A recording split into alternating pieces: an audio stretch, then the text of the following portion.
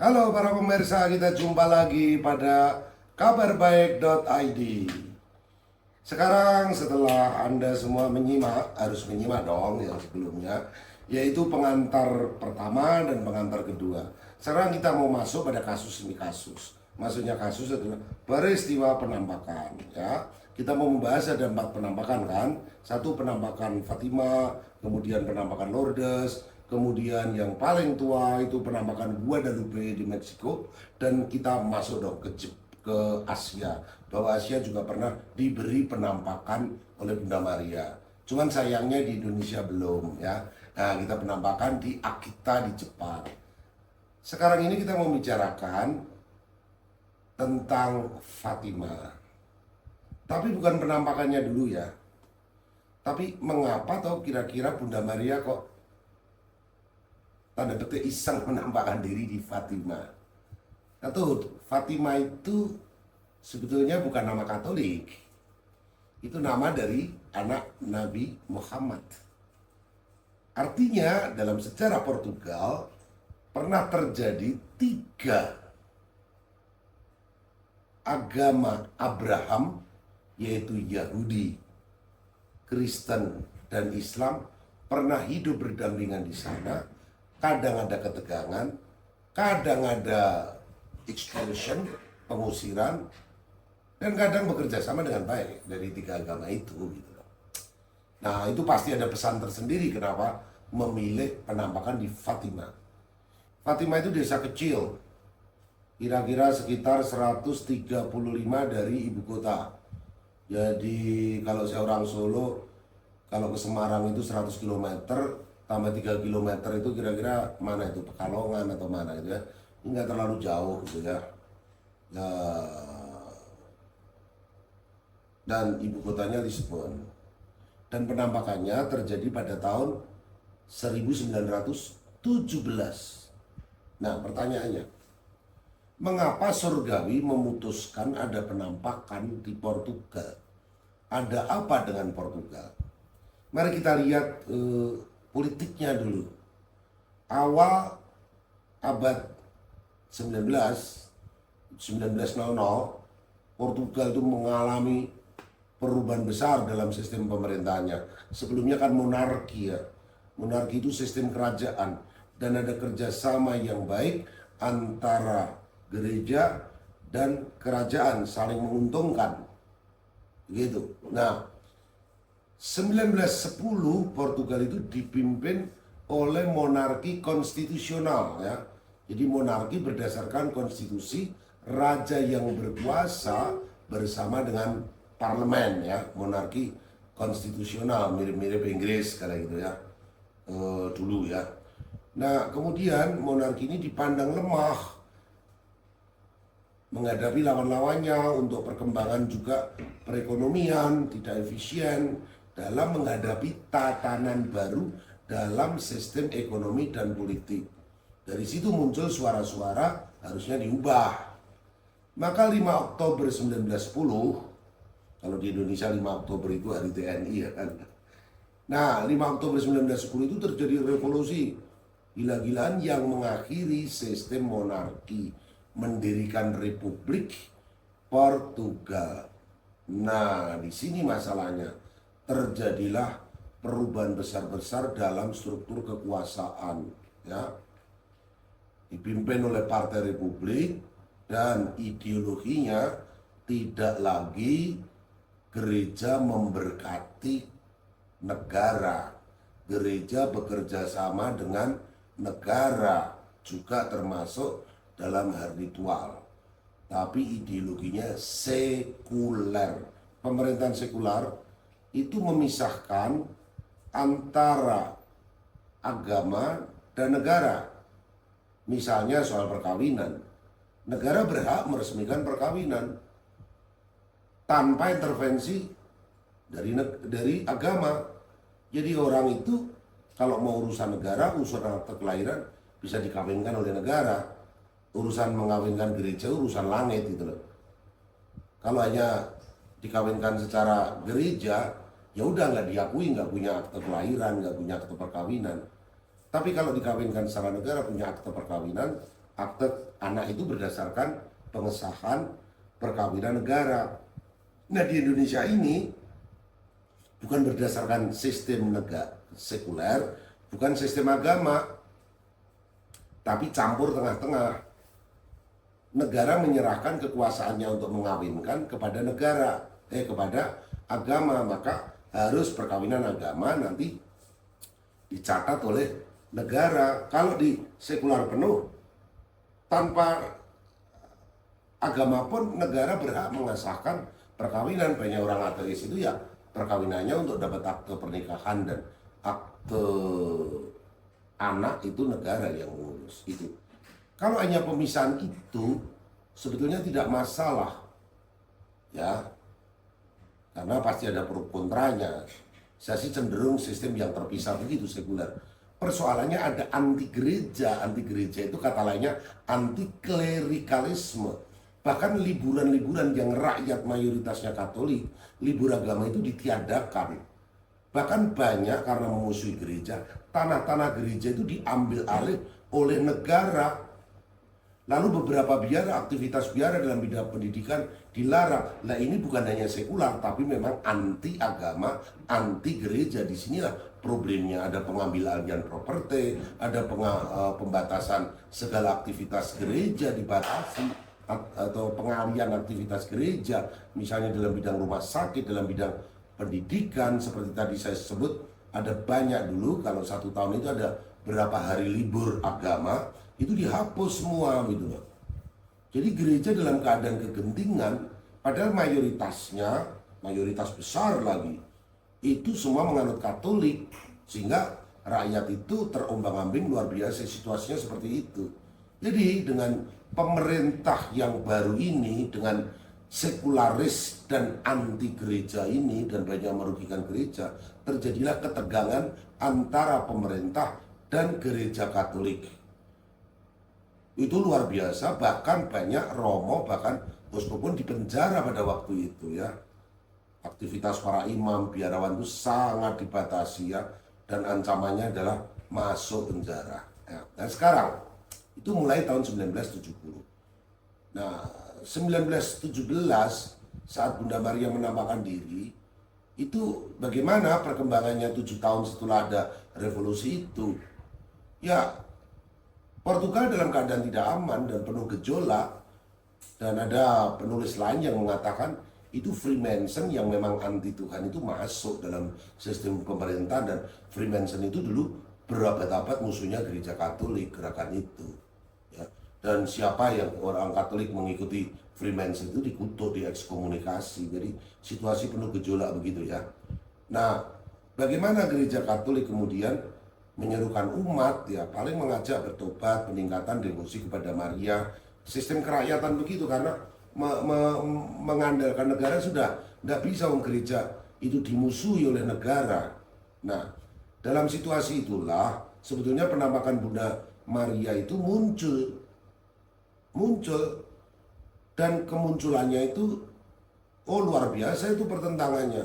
Ketika satu, gereja pun teraniaya juga, dan gereja juga skeptis, ini apa-apaan ini, 3 anak dari desa tiba-tiba merasa mendapatkan penampakan, dan penampakannya itu mengundang massa. Tahu sendiri politik, kalau sudah ada kumpulan massa itu kan ada kekuatan politik, maka polisi mulai turun tangan, terus ada yang dipenjara, terus orang tuanya pun diancam. Akhirnya anak-anak yang dapat penampakan itu orang tua memarahi, petani miskin jadi terbeban karena cerita anak itu, ya anakmu gila, ngomel kesana kemari, terjadi pro kontra yang sangat menghebohkan pada waktu itu. Dan gereja pun akhirnya juga melarang itu semua, karena gereja juga nggak percaya begitu saja, sangat skeptis. Jadi dalam situasi itulah suasana secara politik itu tidak menguntungkan semuanya. Dan sekali lagi, itu memang gejala di sebuah desa kecil kepada 3 anak, Francisco, Jacinta, Lucia, dan itu bukan dari rekayasa gereja. Gereja sendiri stres menghadapi itu pada awalnya.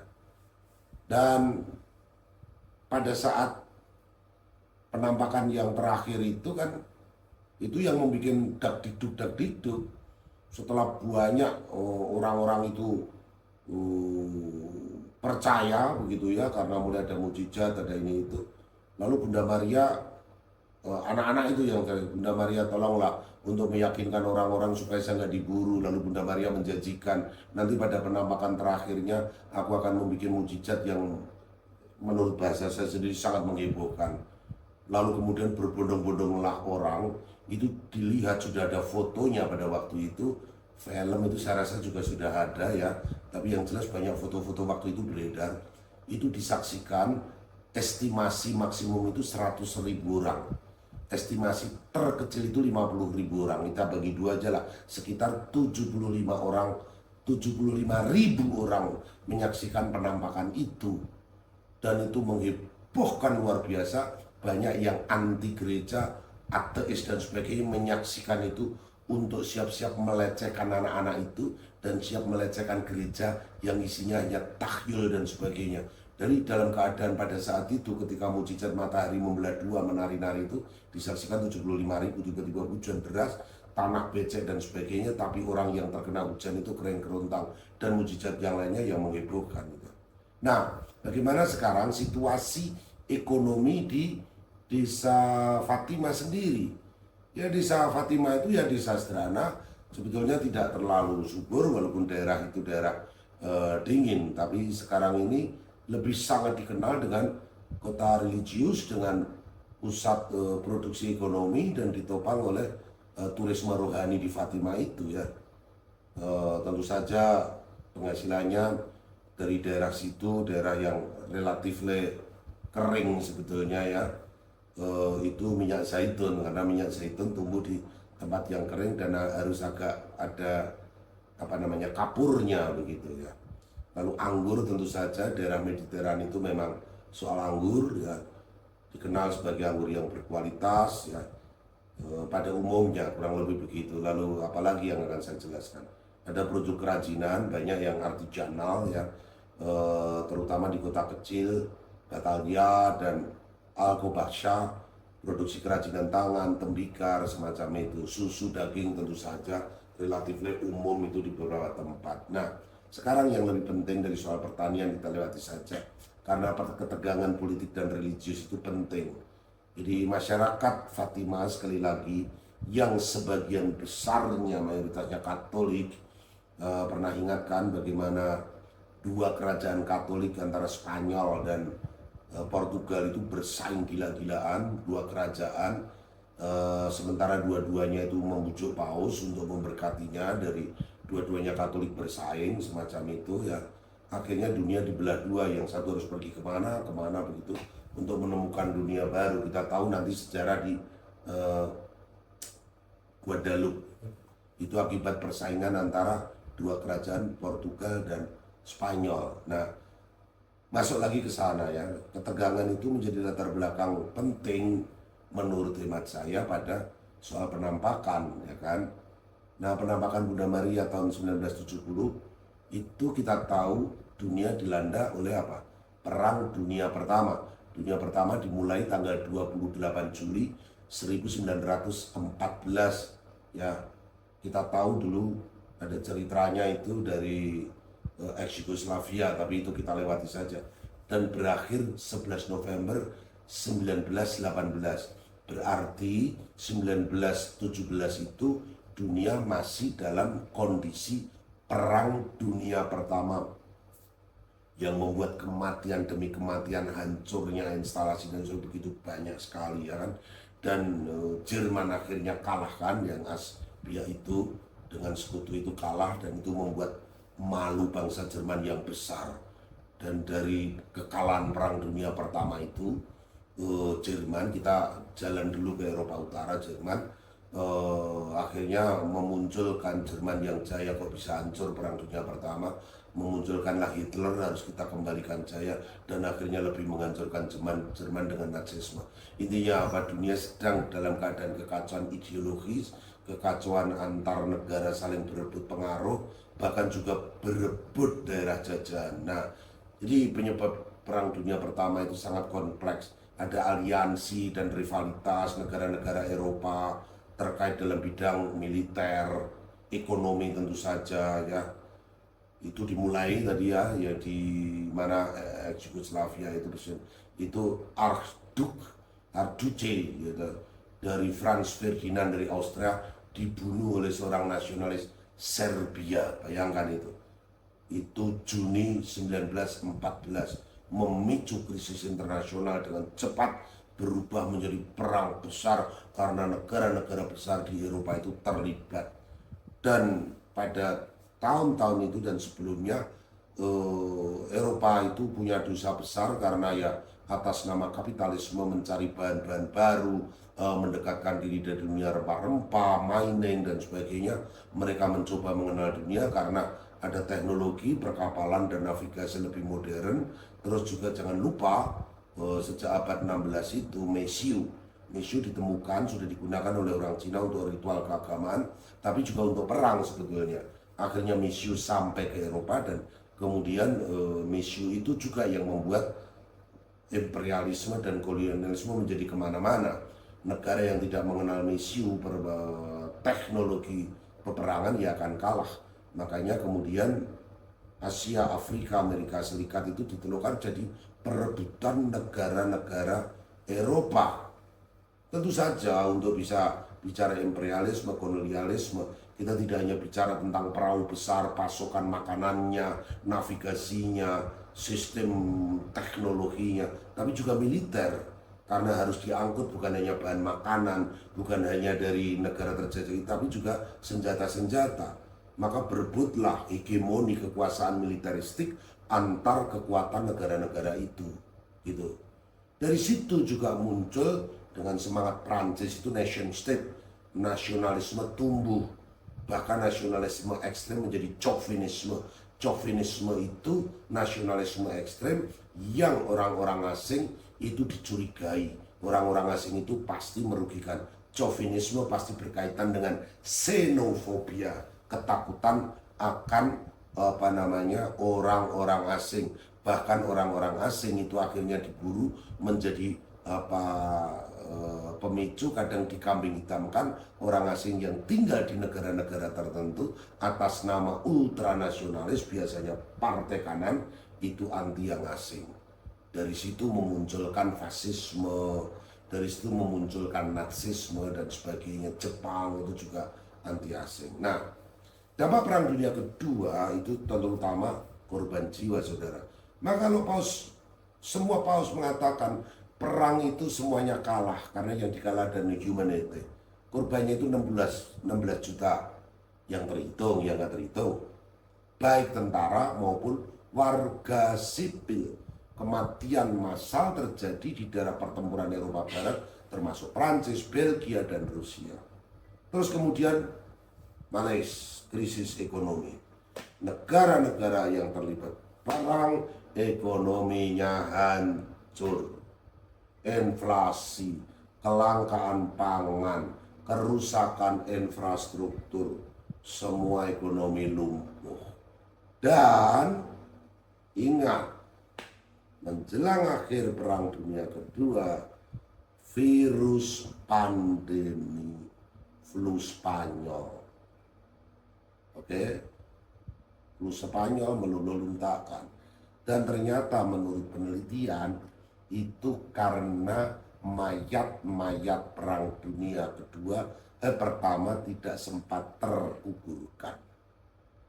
Dan menurut analisis disebut flu Spanyol karena waktu itu Spanyol yang paling demokratis, sehingga informasi jumlahnya itu tidak ditutup-tutupi, sementara negara-negara lain itu ditutup-tutupi. Makanya disebut flu Spanyol karena Spanyol datanya tidak ditutup-tutupi, maka kelihatan paling tinggi, lalu disebut flu Spanyol. Asalnya itu, padahal aslinya menurut penelitian itu sangat mungkin dari Amerika gitu. Nah, situasi Portugal pada masa Perang Dunia Pertama itu, meskipun Portugal tidak terlibat langsung awalnya, akhirnya juga terlibat dalam Perang Sekutu 1916, ketegangan antara Jerman terkait dengan koloni-koloni di Afrika. Orang Portugal punya jajan banyak, orang Spanyol juga gitu ya. Partisipasi Portugal dalam perang menyebabkan kerugian besar ekonomi, memperburuk ketidakstabilan politik dalam negeri yang sudah terguncang. Ingat sebelumnya, sebelum perang, revolusi monarki ke republik itu sudah bikin kisruh yang anti klerikal. Sekarang terlibat perang, jadi ancur-ancuran itu Portugal itu. Nah, berarti ketegangan antara gereja negara juga menjadi atau pemerintah sekuler dengan gereja Katolik yang anti klerikal itu. Jadi kurang lebih demikian. Maka sangat bisa dipahami kenapa Bunda Maria menampakkan diri di Portugal. Nah, Anda jangan tanya, saya belum tanya ke Bunda Maria, kenapa tidak di Jerman, kenapa tidak di sana sini. Ya, Portugal relatif tenang dibandingkan dengan perang dunia yang lain, dan itu Eropa paling selatan kan, Prancis, terus minggir lagi Spanyol, terus di laut itu sepetak itu Portugal, jadi itu Eropa paling pinggir lah. Habis itu kan lautan itu kalau Anda lihat peta kan, yang paling jauh dari Eropa Tengah itu paling pinggir. Nah, jadi ya dari pinggiran itulah, dari negara relatif kecil dibandingkan dengan Spanyol, dibandingkan dengan Prancis, apalagi Jerman, itu termasuk Portugal itu secara wilayah itu negara yang wilayahnya tidak terlalu besar di pinggiran Eropa begitu. Maka kalau ada Fatima menampakkan perdamaian, dan ada ancaman juga kalau bangsa-bangsa itu lebih memilih egonya, terus pelecehan kepada keberadaan Tuhan, Bunda Maria mengatakan akan ada perang yang lebih besar lagi gitu kan. Dan ternyata itu tidak diindahkan, perang dunia kedua muncul lagi. Itu belum surut loh. Pesan itu perang dunia belum berakhir gitu ya. Jadi itulah kurang lebih secara politik, secara ekonomi itu Portugal dengan perang dunia pertama itu kehancuran fisik ya, pengeboman, invasi militer. Nah ya. Nah sekarang keterlibatan Afrika, kita sudah bilang tadi, meskipun tidak ada pertempuran yang konkret di Portugal, tapi dampak secara tidak langsungnya itu juga berat gitu loh. Portugal punya koloni-koloni di Afrika, dan Portugal berperang melawan Jerman di Angola, di Mosambik, itu di daerah-daerah jajahan dari Portugal, dan sampai sekarang itu yang bekas jajahan Portugal itu secara ekonomi buruk. Beda dengan jajahan Inggris ya. Itu bisa dirunut dari sejarah. Keterlibatan besar dalam perang menyebabkan krisis, tadi sudah katakan, politik dalam negeri. Karena apa? Nah, perang harus dibiayai. Nah, dengan pembiayaan di medan-medan perang, termasuk di negara jajahan itu. Nah, terus di negara dalamnya sendiri mau dibiayai dengan apa? Kurang lebih seperti itu konteks politik, ekonomi, terus budayanya. Nah, sekarang sebelum penampakan Bunda Maria, bagaimana secara konkret pada masa penampakan itu? Kita tahu ada kebijakan anti gereja dari pemerintah. Terus pemimpin gerejanya pada waktu itu di bawah kepemimpinan Kardinal Antonio Mendes Bello. Itu patriark di Lisboa. Jadi dalam kacamata gereja Katolik, Lisboa atau Lisbona itu mempunyai hak-hak khusus dan mendapatkan gelar patriark gitu ya. Keuskupan Agung Jakarta itu nggak dapat gelar patriark karena gereja muda gitu. Yang mendapatkan gereja patriark itu ada macam-macam definisi, itu nanti di tema lain kenapa ada yang diberi gelar patriark, ada yang tidak gitu. Yang pasti gereja-gereja muda nggak bakalan dapat gelar patriark kan. Lalu uskupnya itu Jose atau Jose, saya lupa pronounsnya dalam bahasa Portugis, Alves Correia da Silva dari keuskupan Leiria. Itulah yang membawahi wilayah Fatima. Jadi di Fatima itu juga sudah ada struktur gereja yang sudah matang berabad-abad. Nah, terus bagaimana mereka berjuang untuk mengatasi tekanan pemerintah, sangat membatasi beribadah. Pokoknya dalam keadaan gereja di bawah tekanan lah. Dan di gereja di Fatima itu adalah desa kecil, dan desa kecil pun ada ketegangan dengan pemerintah. ada pembatasan-pembatasan, nggak boleh ini, nggak boleh itu. Makanya pastor parokinya itu bukan pastor Sules, itu nama saya, pastornya Manuel Marquez Ferreira ya, pastor paroki Fatima. Itu sudah dalam keadaan sulit mendapatkan penampakan, dia juga stres bagaimana membaca ini, makanya sangat skeptis, nganggap anak-anak ini ocehan apa ya, sempat. Dan kalau Anda membaca dalam, nanti kita lihat penampakannya ya, itu bagaimana orang tuanya pun juga, kamu jangan ngoceh begini, kita sudah sulit, nanti dipanggil Pak Polisi gitu kan, dipanggil Kamtipmas gitu ya, kurang lebih kalau konteks Indonesia itu ya. Ya itulah kurang lebih suasana hubungan antara gereja dan politik Portugal, politik internasional pada masa itu, dan soal gereja ya. Dan dari situlah Bunda Maria menampakkan diri di kota kecil. Tentu pesan-pesannya jauh lebih menarik, sangat menarik. Mengapa Bunda Maria menampakkan dalam konteks sosial, politik, ekonomi seperti itu. Jadi kurang lebih begitu secara singkat bagaimana konteks historisnya pada waktu itu, suasana gereja, dunia internasional, ya kan, situasi Portugal, dan kita setting disitulah kerajaan Allah memutuskan Bunda Maria turun di Portugal, semacam itu. Nanti akan kita lihat dalam dialog yang lebih menarik bagaimana penampakannya sendiri, pesan-pesannya, mukjizatnya apa saja. Saya kira sebagai pengantar untuk masuk kepada mukjizat penampakan di Fatima, saya rasa cukup ya. Ciao. Salam dari Kabar Baik, selalulah mewartakan kebaikan.